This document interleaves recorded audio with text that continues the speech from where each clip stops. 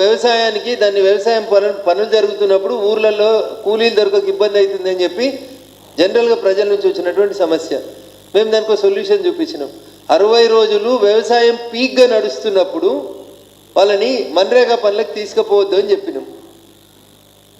మీరు జీతాలు ఇస్తే, మీరు కూలీలు ఇస్తే, మీరు రూపాయి ఢిల్లీకి వెళ్ళి పంపిస్తే గల్లీకి 15 పైసలు వస్తలేవని మీ నాయకులే చెప్పినారు.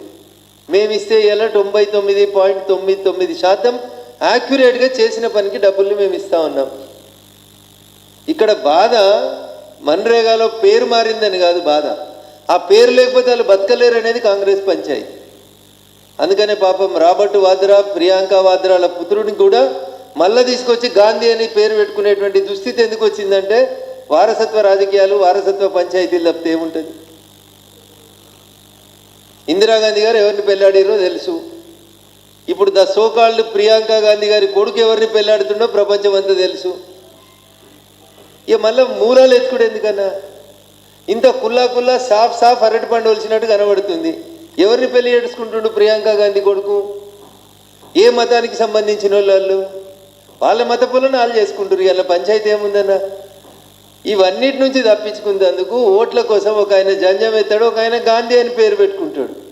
ఇంతకు మించి కాంగ్రెస్కు గాంధీ గారి మీద కానీ దేశ ప్రజల మీద కానీ ప్రేమ లేదనేది వాస్తవం.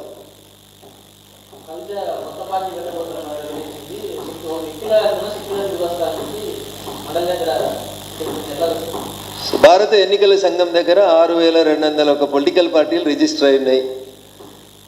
సోదరి కవిత గారు రిజిస్టర్ చేస్తే 6202 అయితే సంతోషం, స్వాగతిస్తాం.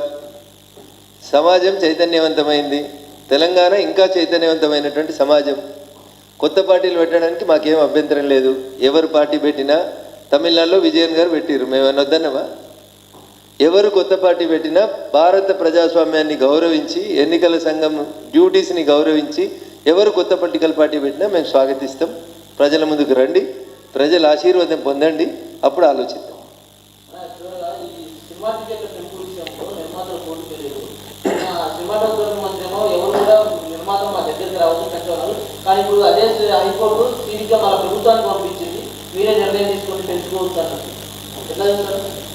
రాష్ట్ర ప్రభుత్వం